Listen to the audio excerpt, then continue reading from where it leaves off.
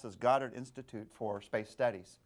He said, "A sound explanation may exist for the explosive birth of our universe, but if it does, science cannot find out what that explanation is. The scientist's pursuit of the past ends in a moment of creation. This is an exceedingly strange development, unexpected by all but the theologians. They've always accepted the word of the Bible. In the beginning, God created heaven and earth. For the scientist who has lived by his faith in the power of reason, the story ends like a bad dream.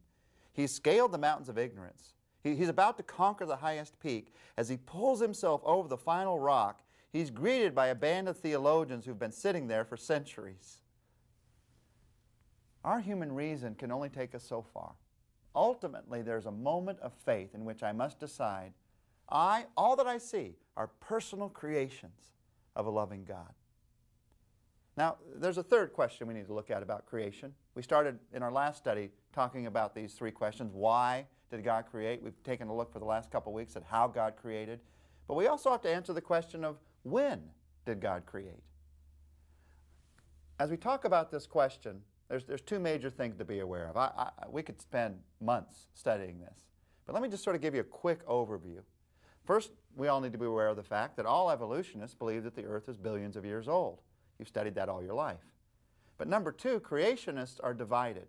Most believe in a young earth, but there are some who believe in an old planet. Now, let's just simplify this from the beginning. Could God create everything in 6 days? Of course he could. He's God. He could have created everything in 6 seconds if he'd so chosen. If you don't believe that, your perspective on God is way too small. In the arena of faith, the question of God creating just as is outlined in Genesis, it's a no-brainer. Of course he could do that.